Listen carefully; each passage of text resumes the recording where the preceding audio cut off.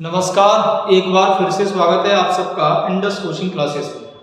तो आज हम लोग करने जा रहे हैं एक बेहतरीन शुरुआत। हम सब जानते हैं कि यदि आपको सिलेक्शन लेना है कंपटीशन के टाइम पर, तो आपका सिलेक्शन जो रोकेगा वो दो लोग हैं। एक का नाम होगा स्टैटिक जीके और दूसरा कौन है, तो हम लोग कहेंगे सर करंट अफेयर्स।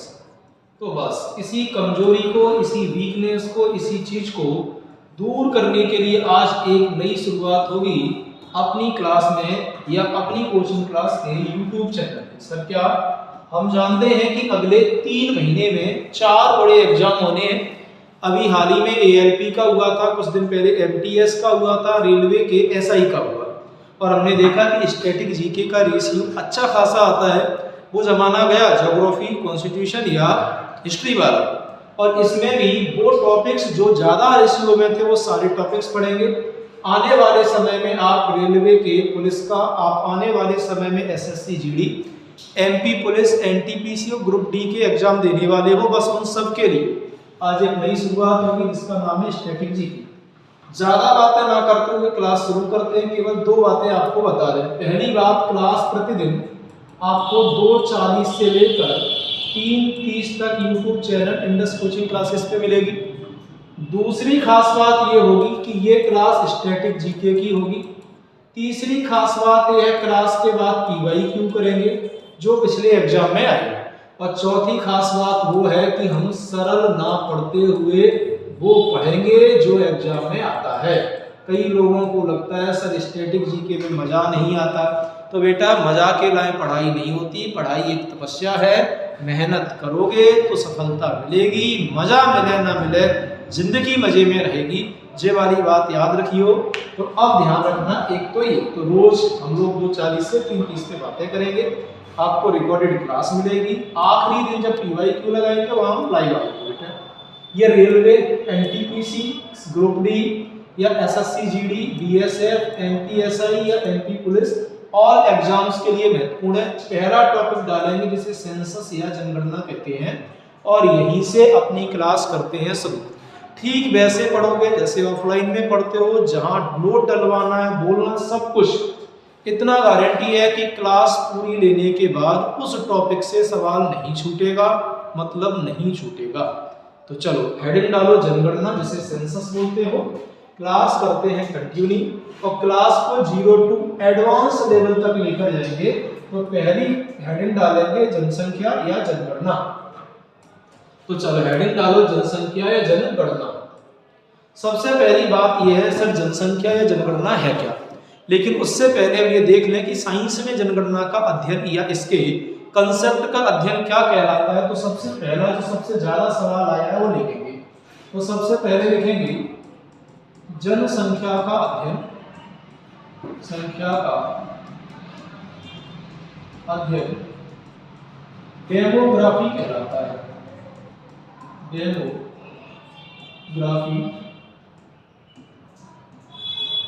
कहलाता है।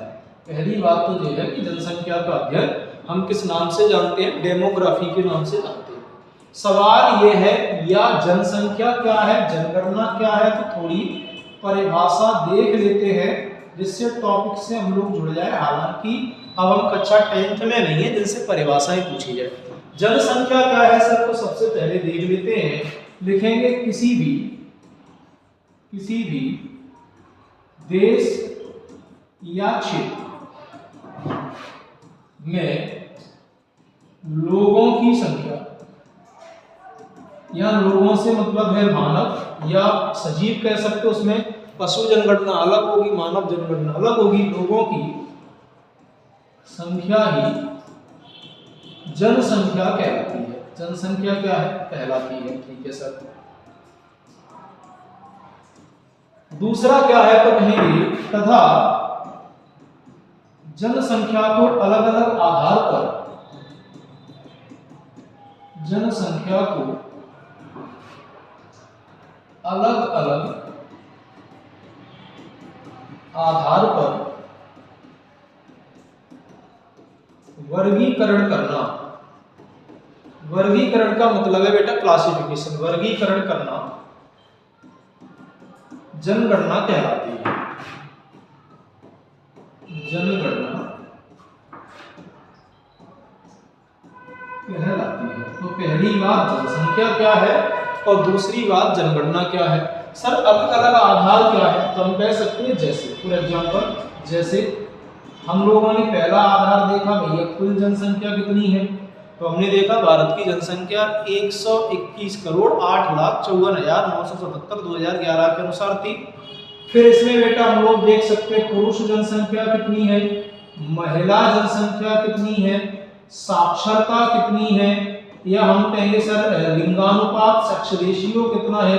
तो ये सारी चीजें हो सकती है, लिंगानुपात इत्यादि etc। ठीक है, तो कुल मिलाकर जनगणना में क्या किया जाएगा, तो अलग अलग आधार पे क्लासिफिकेशन करेंगे, डाटा कलेक्ट करेंगे, और ये डाटा हमसे बार बार आता है। इस बार एएलपी ने 3-3 सवाल पूछे बेटा।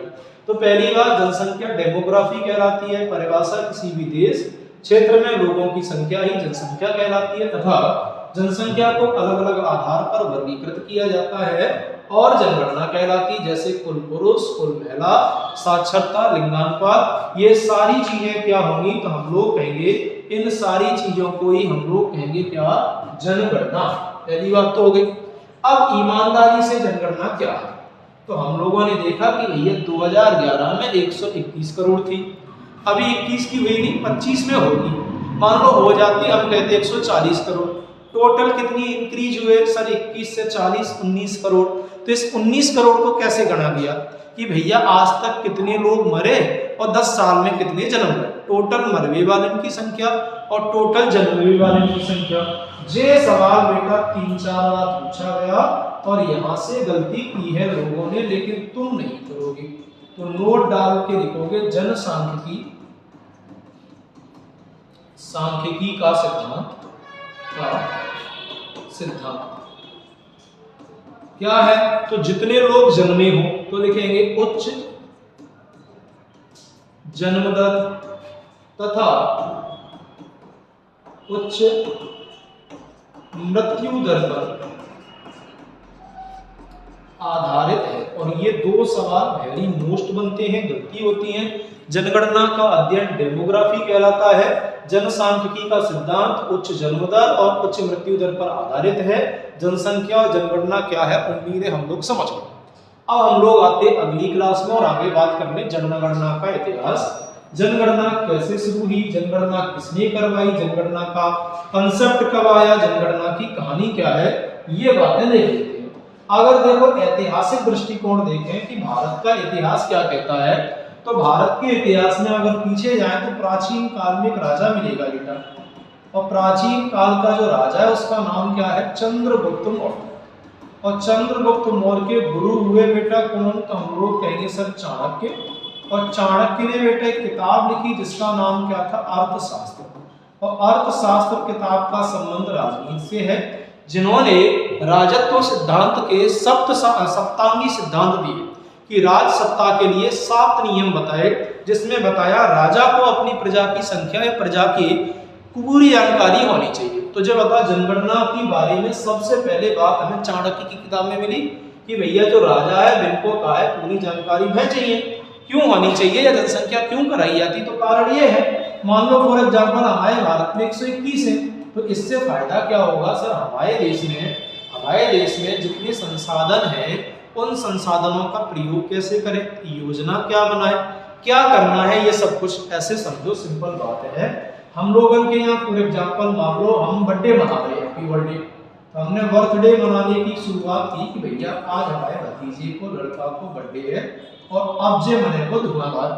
तो हम लोग सबसे पहले ध्यान काय पे देंगे, संख्या, कितने लोग आए। अपन ने भी एक काम करते 15-20 खास लोगों को बुलाए, तो हमने तुरंत प्लान बनाया, कम लोग एक काम करते हैं 3 सब्जी बनाओ, बढ़िया पूरी बनाओ, बढ़िया एक काम करते 3-4 मिठाई करो। तो हमारा प्लान बन गया, कैसे संसाधन हमारे पास नियमित है। लेकिन बड़े भैया ने भी नहीं, हमने एक बार रामायण की कह दी थी, अब देखो एक आदमी रहते कितने हो रहे हैं, 1500। समझ गए भैया, व्यवस्था इतनी ही है, 3 पूरी सब्जी और 4 मिठाई कैसे। तो अब एक काम करो, आप बनाएंगे घोटा आलू और बूंदी बनाओ, एक मुट्ठी चलन दो, बाकी बात काय पूरी। तो जब बता बेटा संख्या से प्लान एग्जीक्यूट हो पाते हैं, संसाधनों का बेहतर वितरण हो जाता है और हमारे पास जो संसाधन है उनमें हम क्या बेहतर कर सकते हैं, ये प्लान कर सकते हैं, इसलिए बेटा जनगणना कराई जाती है। तो यही तो चाणक्य कह रहे हैं कि भैया राजा को प्रजा की जानकारी हो, वह हिसाब से राजा अपनी प्रजा के लिए नियम बना सकता है। पहली जानकारी चाणक्य ने, और दूसरी बढ़िया जानकारी कहां से मिली है, तो अकबर की आत्मकथा लिखी अबुल फजल ने, नाम था आईने अकबरी इसमें। तो सबसे पहले लिख देते हैं, लिखेंगे भारतीय इतिहास में, भारतीय इतिहास में जनगणना की सबसे पहली जानकारी,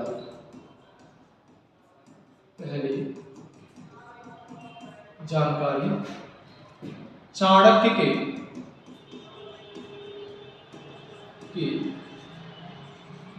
अर्थशास्त्र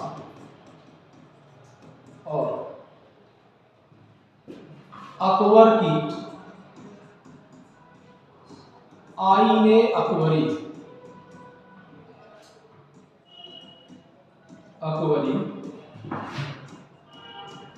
पुस्तक से प्राप्त होती है। हालांकि अबुल फजल ने यह भी कहा है कि अकबर ने अपने शासनकाल में लगभग 49 साल शासन किया, 2 बार जनगणना करवाई, 2 बार काउंटिंग करवाई, और उसमें धार्मिक जनगणना भी थी, फिर उसमें हिंदुओं के कर भी माफ किए गए, फिर आगे की कहानी इतिहास है। सर इतिहास छोड़ो, आधुनिक रूप में जनगणना की शुरुआत कब हुई? अब ध्यान देना, यह सबसे महत्वपूर्ण बात है। तो लिखेंगे विश्व में पहली बार जनगणना, विश्व में पहली बार जनगणना स्वीडन के द्वारा कराई गई, स्वीडन के द्वारा कराई गई 1749 में। स्वीडन ने कब की बेटा? हम कहेंगे 1749 में। तो विश्व में पहली आधुनिक जनगणना, पहली लिखित जनगणना या पहली जनगणना कराने वाला देश स्वीडन है। 1749 में स्वीडन के द्वारा जनगणना कराई गई। लेकिन स्वीडन नाम के देश ने यह नहीं बताया कि भैया अगली जनगणना कब होगी, कितने साल में होगी, जनगणना कराने का कंसेप्ट क्या होगा, कौन सा डिपार्टमेंट करवाएगा, इसके लिए कोई अधिकारी बनेगा नहीं बनेगा, ये कुछ नहीं बताया। इसलिए स्वीडन की जनगणना पहली जनगणना, लेकिन पहली नियमित या हम लोग कहेंगे पहली दशकीय जनगणना नहीं। इसके बाद एक देश आया, तो लिखेंगे विश्व में पहली बार नियमित या दशकीय जनगणना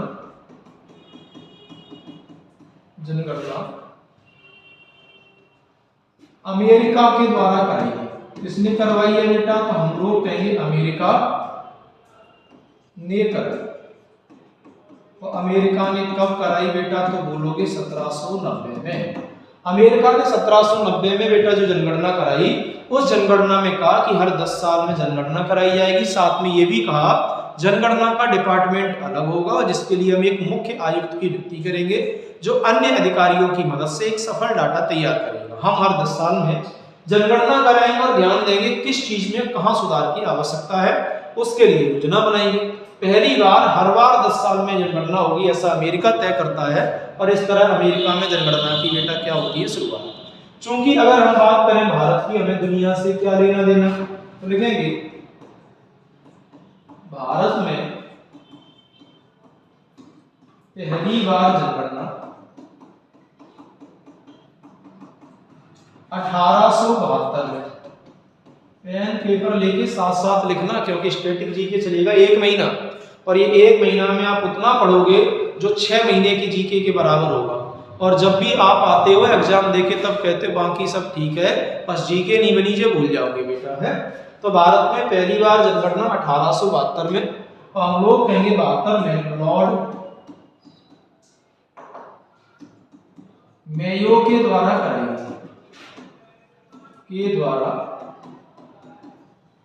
कराई गई।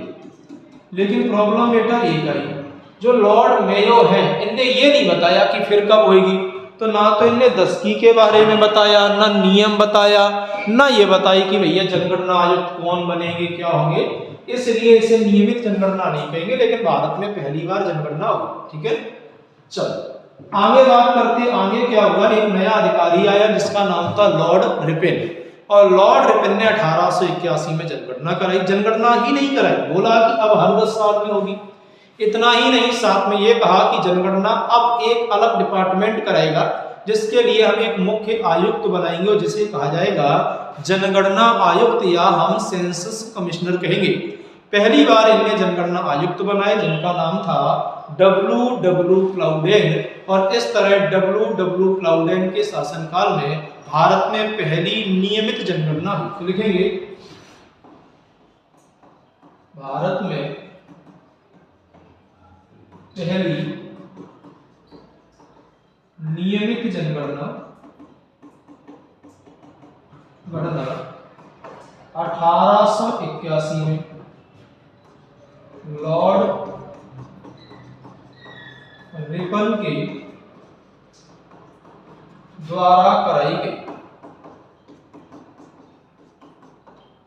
लिखना चाहो तो लिख सकते हैं, जिन्होंने पहली बार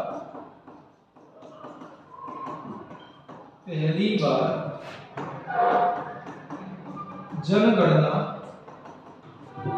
अधिकारी बनाया,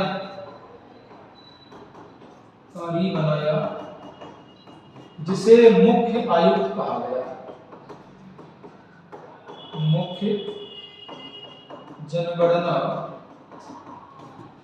आयुक्त कहा गया। तो अगर ये पूछ ले कौन है तो बोलेंगे W. क्लाउडेन।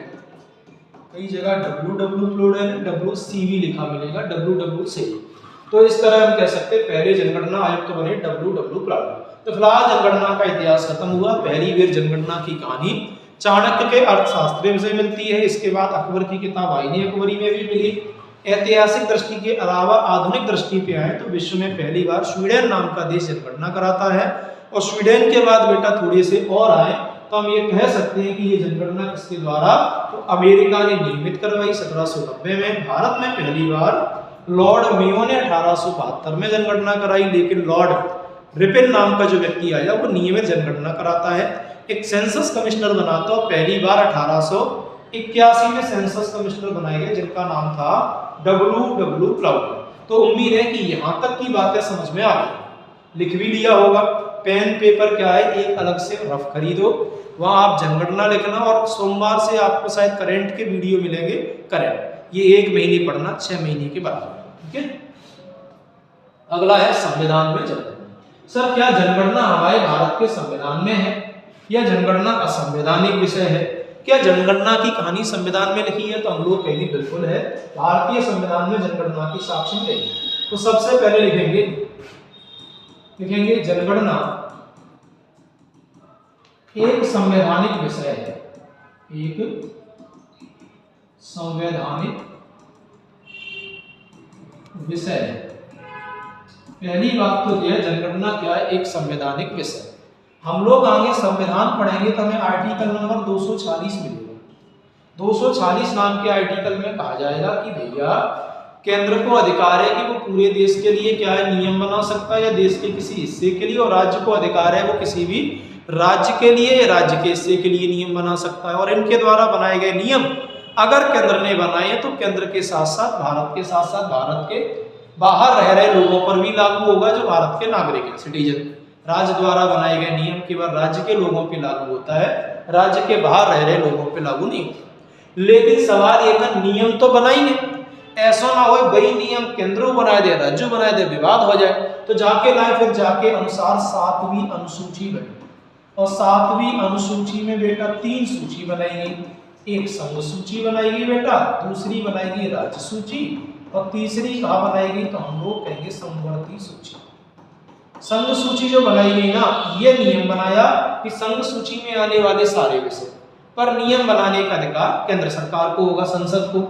राज्य सूची में आने वाले विषय का अधिकार किसको होगा, राज्य यानी विधानमंडल को। समवर्ती सूची में नियम राज्य और केंद्र दोनों बनाएंगे। तो स्वाभाविक बात है कि इसमें आने वाले विषय में 69 नंबर का जो विषय था वो किसका था, तो हम लोग कहेंगे जनगणना और जनसंख्या। इससे यह तय होता है कि जनगणना कराना अनुसूची 7 की सूची पहली या संघ सूची के अनुसार केंद्र का विषय है। तो लिख देते इस पूरी कहानी को, लिखेंगे आर्टिकल 246 के तहत अनुसूची 7 में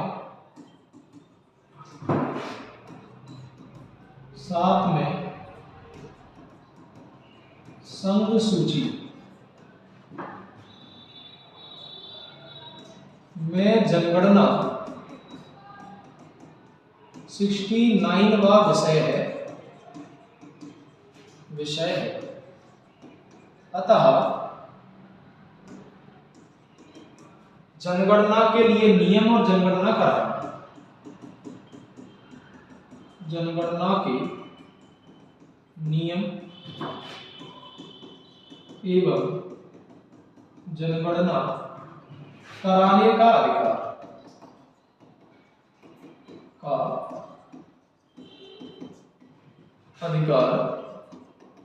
केंद्र सरकार का है। तो जनगणना कैसा है? संवैधानिक विषय है। इसका वर्णन अनुसूची 7 की संघ सूची के 69वें सब्जेक्ट के रूप में किया गया है और जनगणना कराने का अधिकार केवल केंद्र को है बेटा, राज्यों को नहीं है। उम्मीद है यहाँ तक की बातें हमें समझ में आ गई। अभी तक कही कहानी के अनुसार ये है हर 10 साल में जनगणना होगी। इसके लिए कुछ अधिकारी बनाया जाएगा जिसे हम सेंसस कमिश्नर कहेंगे। ये सब कुछ कौन करेगा? केंद्र, क्योंकि केंद्र के पास पावर कहां से? हम लोग कहेंगे केंद्र की पावर इस बात पर डिपेंड करती है, किस पर? तो हम लोग कहेंगे कि इस बात पर डिपेंड करती है सर कि जनगणना क्या है? संघ सूची का विषय है। थोड़े से आगे बढ़ जाते हैं। याद रहे हम एक एक बात पढ़ेंगे, जहां मोस्ट होगा नोट डलवाएंगे, जहां मोस्ट नहीं होगा नहीं डलवाएंगे, लेकिन आपको बता देंगे जो याद करना उन्हें हर हाल में करना। 0 से एंड तक जाओगे तो एक आध दिन माहौल बनने में लगेगा। आप बस भरोसा रखिए और लिखना शुरू करो, आप देखोगे कि औरों से अच्छा स्कोर जीके में हो जाएगा है।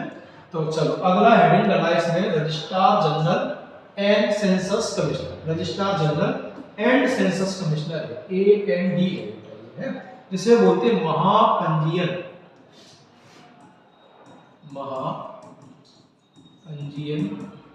एवं जनगणना आयोग। तो अभी हमने बताया था, जो बता बेटा जनगणना आयोग की शुरुआत कब हुई? तो देखो अभी हमने कहा था रिपन जब आए थे ना 81 में, तब की गई थी पहले WW प्लावर। तो पहली बात तो ये बता, ये बेटा जो महापंजीयक किया जनगणना आयुक्त नाम का अधिकारी है, ये कौन है?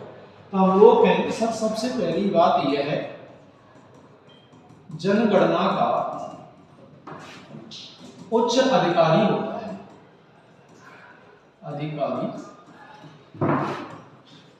होता है। पहली बात जनगणना का सबसे बड़ा या उच्च अधिकारी कौन है? तो हम लोग कहेंगे सर सेंसस कमिश्नर है, ठीक है। दूसरी बात यह है कि ये जो उच्च अधिकारी है वो किसके नीचे काम करेगा? तो हम लोग कहेंगे गृह मंत्रालय के नीचे काम करता अधिकारी होता है जो गृह मंत्रालय के अधीन कार्य करता है। दूसरी बात ये कार्य किसके अधीन करेगा बेटा? तो हम लोग कहेंगे सर गृह मंत्रालय, ठीक है। चलो अब सवाल है इसकी शुरुआत कब हुई? तो लिखेंगे इसकी शुरुआत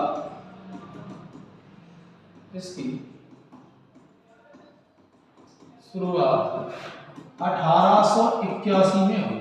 तो ये सवाल इस बार के ALP में आया कि जनगणना आयुक्त की शुरुआत कब हुई। तो अगर सही ढंग से पढ़ा तो पता चल जाएगा, नियमित वाली में सबने पढ़ाया था 1881 में।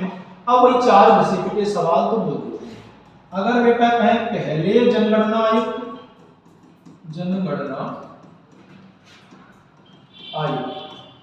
तो नो डाउट हम सब जानते हैं WW क्लोडेन है, और ये कब बने? 1881। हम कहें बेटा पहले भारतीय जनगणना आयुक्त, पहले भारतीय जनगणना आयुक्त। तो ये कौन है? हम लोग कहेंगे ये बने RA रंगास्वामी, RA रंगास्वामी। कौन सी जनगणना? तो इनने करवाई 1951 की। तो अगर तुमसे ये भी पूछ लेना आजादी के बाद जनगणना आयुक्त किसे बनाया गया, तो हम कहेंगे आर ई रंगास्वामी बने हैं और पहली जनगणना आजादी के बाद 1951। ठीक है सर। सर रिसेंटली कौन सी जनगणना हुई? 2011। तो लिखेंगे 2011 की जनगणना आयुक्त कौन बने? एक एक बात लिख रहे हैं, तुम लोग लिख लोगे। तो हम कहेंगे जे बने सी चंद्रमौली। कौन बने? सी चंद्रमौली। सन 11 के बाद 10 साल में होनी थी, तो इसका मतलब अब तो होगी 21 में। तो लिख लेते 2021 की जनगणना आयोग किसे बनाया? लिखेंगे विवेक जोशी। कौन बना बेटा? विवेक जोशी। लेकिन ये क्या हुआ कि 2021 में हो नहीं पाई। क्यों नहीं हो पाई सर? क्योंकि कोरोना आने के कारण। इसलिए अब जनगणना अब होगी 2024-25 में। नोट लिखे दे रहे हैं।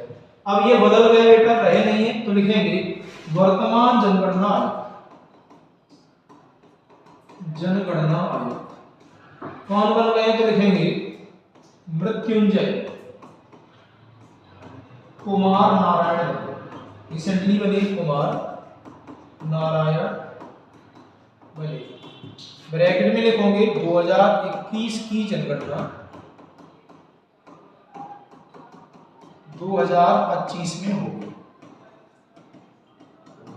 मुझे बता बेटा, अब 2021 की तो 25 में होगी। तो हम जितना भी डाटा पढ़ेंगे स्वाभाविक बात है वो 2011 का पढ़ेंगे।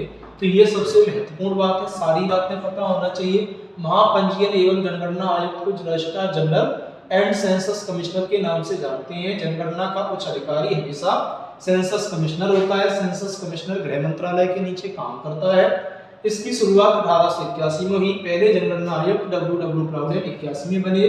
पहले भारतीय जनगणना आयुक्त आर ए रंगास्वामी 51 और उसके बाद सी चंद्रमौली बने हैं बेटा। कब? तो हम लोग कहेंगे 2011 की जनगणना के थे, ये 2021 की के थे, करा नहीं पाए। अब हमने वर्तमान जनगणना आयुक्त बनाया है मृत्युंजय नारायण कुमार को 2024 रिसेंटली। तो उम्मीद है कि इतनी बात हम समझ गए होंगे। और अब जब जनगणना होगी ये मृत्युंजय कुमार नारायण के द्वारा कराई जाएगी। अब आगे आते जनगणना का विकास काल हम वृद्धि दर में देख लेंगे, छोड़ देते हैं। 2011 की जनगणना अभी पढ़ेंगे, पहले हम थोड़ी दो बातें कर लें उसके बाद। तुझे बता बेटा, भारत में पहली जनगणना कब कराई गई? 1872।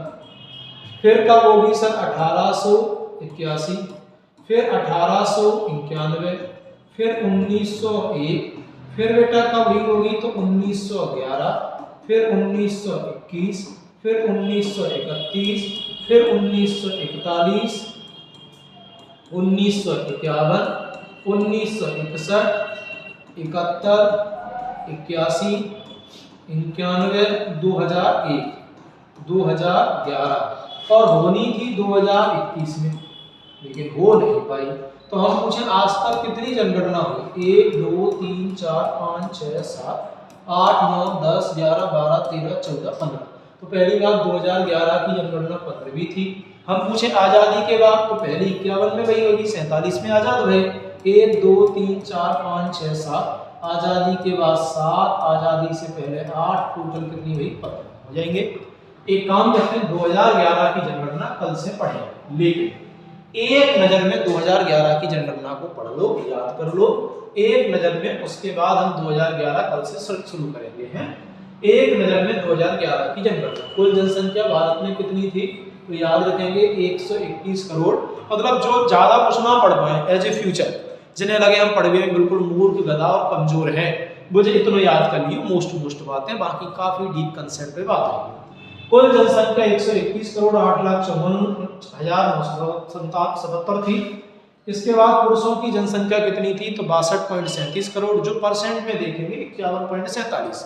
महिलाएं कितनी थी? 58.64 करोड़ थी, परसेंट में देखेंगे 48.53। शहरी जनसंख्या विशेष याद रखोगे कितनी थी? 31.16%। तो ग्रामीण जनसंख्या कितनी थी? तो हम लोग कहेंगे सर 68.84%। सबसे ज्यादा शहरी जनसंख्या गोवा की है 62.18। तो सीधी बात है गांव की कम होगी। सबसे ज्यादा ग्रामीण जनसंख्या बेटा हिमाचल प्रदेश में, कुल लोगों का 89% लगभग 90 मानो। सबसे ज्यादा उत्तर प्रदेश में लोग हैं जनसंख्या से हिसाब से, सबसे बड़ा राज्य यूपी है लगभग 20 करोड़ 19.48। सिक्किम छोटा है 6,11,000 लोग हैं। क्षेत्रफल में छोटा राज्य गोवा, क्षेत्रफल में बड़ा राज्य राजस्थान। दशकीय वृद्धि दर 10 साल में कितनी वृद्धि हुई 2001 से लेकर 2011 तक, तो बोलोगे 17.7%। टोटल 18.18 करोड़ लोग बढ़े, 18 करोड़ 18 लाख लोग बढ़े थे। जनसंख्या घनत्व तो हम लोग कहेंगे सर डेंसिटी कितनी थी 382 पर वर्ग किलोमीटर, आगे बात करेंगे। सबसे ज्यादा जनसंख्या घनत्व बिहार में था 1084, मतलब 1084 लोग रहते थे 1 वर्ग किलोमीटर में। अरुणाचल प्रदेश का सबसे कम था 17। लिंगानुपात 943, यानी 1000 पुरुषों की तुलना में 943 महिलाएं 2011 के अनुसार। सबसे ज्यादा लिंगानुपात केरल है 1084, कम लिंगानुपात हरियाणा है। साक्षरता 74.04%, केरल की 94। कम साक्षरता कम लोग कहेंगे सर बिहार की, यहाँ केरल गलत लिखा है, इसकी है बिहार की, ठीक है। सबसे ज्यादा SC ST पंजाब में 32%, सबसे कम बेटा मिजोरम में 0.1। सबसे बड़ा धर्म हिंदू बना 89.80%, सबसे बड़ी भाषा हिंदी है। तो इतनी बातें पढ़ोगे लिखोगे और इसके बाद हम आगे बढ़ जाएंगे। और अब तुम लोग बेटा हेडिंग डालो 2011 की जनगणना। अब हम 2011 की जनगणना पढ़ेंगे और यहाँ से टॉपिक होता है आपका आगे शुरू। उम्मीद है यहाँ तक की बातें बढ़िया लगी होंगी, ना भी लगे तब भी पढ़ना है क्योंकि नौकरी लगाना है, ठीक है। स्टैटिक जीके करंट ही आपका सिलेक्शन करवाएगी, तो ठीक है। थोड़ा सा ये है, इतनी मेहनत करते ही हैं तो लाइक शेयर सब्सक्राइब कर दिया करो, और भी लोगों तक पहुंचे, थोड़ा चैनल ग्रो करे है। तो मिलते हैं नेक्स्ट कल 2:40 पर। जय हिंद।